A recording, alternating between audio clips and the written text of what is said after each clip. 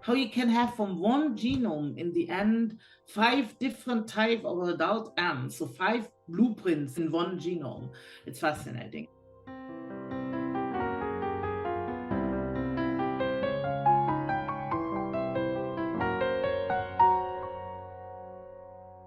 From the Museum of Science in Boston, this is Pulsar, a podcast where we go to the experts for answers to the most frequent questions we get from our visitors. I'm your host, Eric, and many of our visitors are fascinated with ants.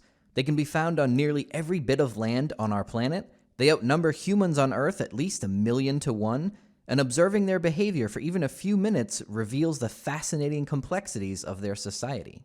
Our museum visitors love watching our colony of leafcutter ants scurrying around, and they sometimes ask, how smart are ants? For the answer, I turn to Dr. Susanne Foitzik, one of the world's foremost experts on ants and their behavior. She's an evolutionary biologist at Johannes Gutenberg University in Mainz, Germany, and the author of Empire of Ants, The Hidden Worlds and Extraordinary Lives of Earth's Tiny Conquerors. Dr. Foitzik, thank you so much for joining me on the podcast all the way from Germany. Well, you're welcome. So to start out with, a really great but simple question we got is, how smart are ants? That's a good question. I think compared to us, they are less smart. We have bigger brains.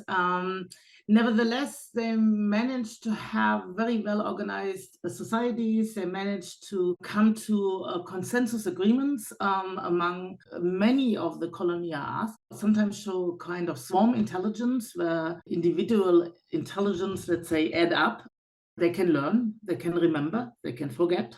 They sometimes show individual personalities, so they're not little kind of robots who always do the same thing, by far not. But yeah, compared to us, I would say they're not as smart. Yeah, one of the terms is drones, and we sort of everyday use, we think of drone as something that's automated or not as smart, but they really are. Like you talk about in your book, the social behavior, and what does that really mean for ants when you specialize in social behavior? Can you talk a little bit about how ants have that social behavior that makes them kind of different than our society? Well, ant colonies basically are a family group with a mother, the queen being, in a way, the head, even though she doesn't organize it. It's very self-organized. And normally, workers concentrate for part of their life on a certain job. They normally start out doing brood care. So ant babies, let's say, there are larvae. So a little bit like a caterpillar from a butterfly, you have a larval stage, you have a pupal stage, and then you have the adult stage, which we kind of connect to being an ant. But an ant baby looks like a little white worm, if you wish, and it needs all the care. So it needs somebody who defends it, it needs somebody who cleans it, somebody who feeds it. And this is done by the young workers. And as the workers become older, they engage more in caring for adult workers and the queen. And then they do nest construction, they defend the nest. And finally, the oldest workers go out and search for new food and bring it back to the nest. And they do it so late in life because it's the most risky task. So it's good to send the old women out. And I say women because all the workers in ant colonies are female. And males are only produced once in the year, and they fly out to mate with the young queens, and then they die. They live only a few days.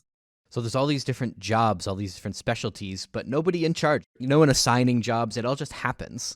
Yes, indeed. And that's actually fascinating. So our idea is that individuals differ in their likelihood to take over certain tasks. So imagine you live in a shared apartment with some buddies, and you often fast notice that some are more likely to, I don't know, cook a dinner, and others are more likely to bring out the trash. If you are lucky, everybody has a high likelihood to do some job, and that they are not the total lazy ones who do nothing, even though they are in the ant nest. There are papers, why are ants so lazy?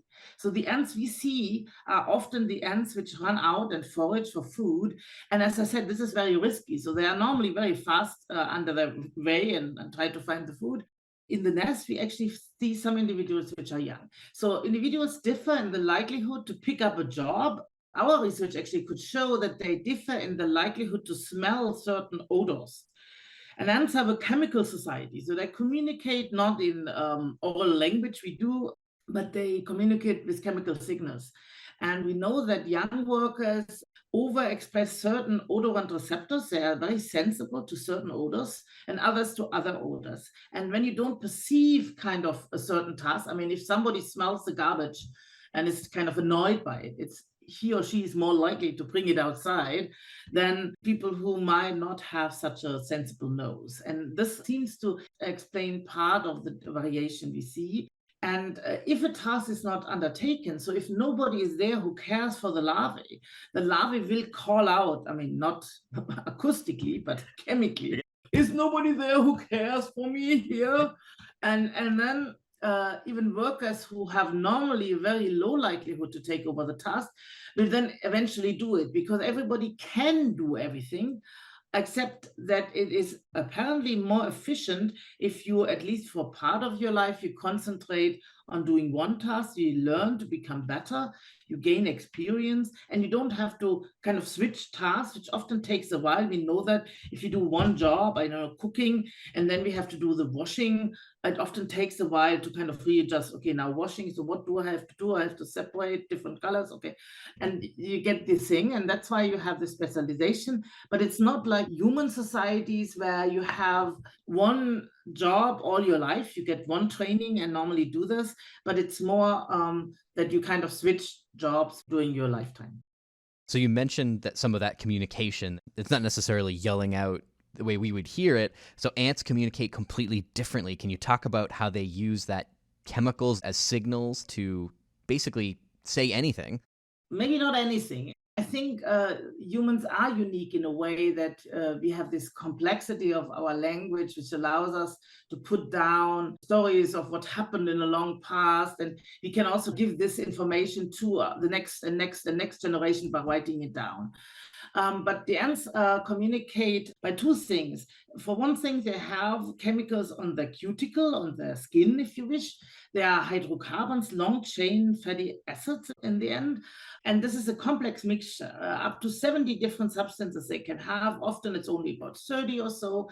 And it's more like the shirt you wear when you play a certain, I don't know, soccer or American football. It always has a certain color. So it tells you this ant belongs to this colony. Each member of the colony kind of has a similar composition of these chemicals on the cuticle, and the ants smell this with their antennae, and they smell it and like, oh, you belong to us. You have the same signal, if you wish. It's not only that they have like this one color which tells you belong to this family, but there might also be sub-colors. Let's say the queen has elements which show that she's a queen, that she's very fertile, and the foragers might have slightly different ones, because when they go out, they have to also protect their body for dehydration, so they might also change it slightly. But lo and behold, you can really say you belong to one colony and you belong to a different colony. The second thing, they are using secretion from glands. So we found over 70 different glands, production sites for certain chemicals, which can be released to the outside.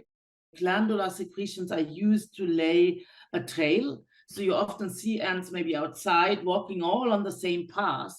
And this is because one ant found food there.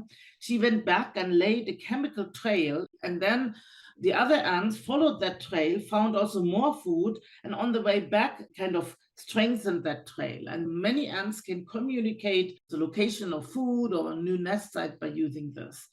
It's amazing that ants have evolved this way to communicate just using these chemicals and smell, where we have so many analogies of it's like a message board, it's like signposts, it's like an alarm. All of that is just done by laying down chemicals in different combinations. And it's also interesting because when you, for example, find a food source and you lay a trail back, this trail should only be maintained as long as there is food at the end of the trail. Once the food has been all harvested and there is nothing left, the trail should evaporate. And actually, they can use different types of trails, some trails which are more permanent than others, to modulate this. Okay, maybe this is a permanent food source or a permanent way to get water because there is a little pond. So, I mean, maybe this trail can be kind of maintained with a signal which doesn't evaporate. Whereas there are other trails with more ephemeral food sources which go away, which are harvested, and they will evaporate because otherwise the ants all come out of the nest and like, oh, there's food, and then they go there and there is no food. And that actually is the worst of time and energy, and so they don't do that. So it's not just like painting a circle on a tree. It's something that will last only a certain amount of time unless it's replenished. It's amazing.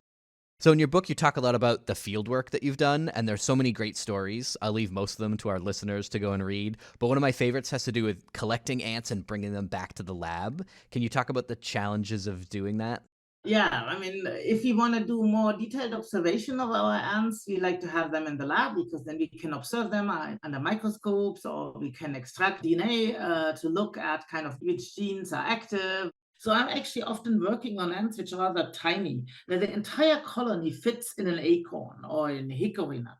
So basically what we do, we sit on the forest ground, we open acorns, and we did so in, I don't know, 2 years ago we were in Massachusetts, and we were in New York and Maine. So we sit on the forest ground, we open these acorns, and if we find an entire colony residing in one of those acorns, we then actually take the entire colony and put it in a Ziploc bag and put some leaves with it and a little bit of wet tissue. And then normally when we collect at different sites, we often can cool the ants down in a cooler because insects, when you cool them down, they kind of go to sleep.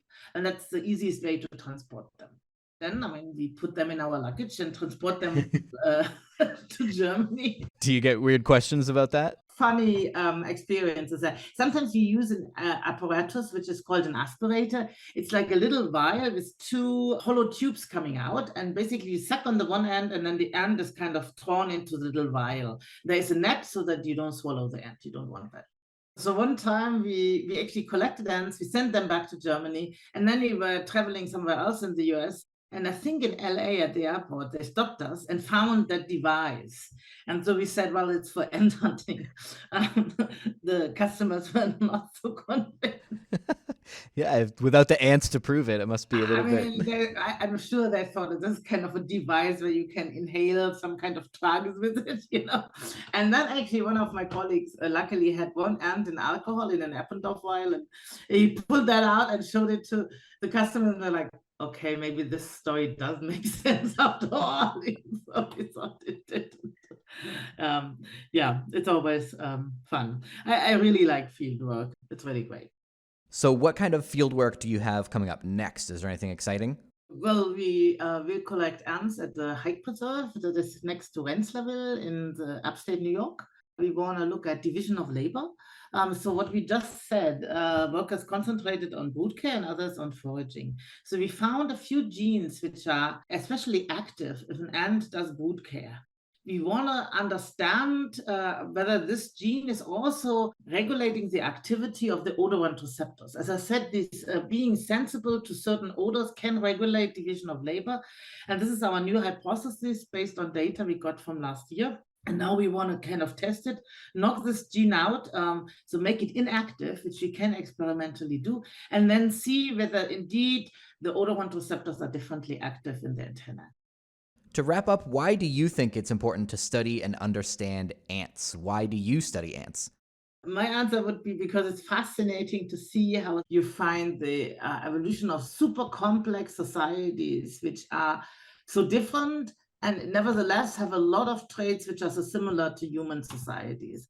I think it's just very fascinating to study them. So I do it mostly because of curiosity. Ants are important in ecosystems, I mean, because they're everywhere, they're at high densities.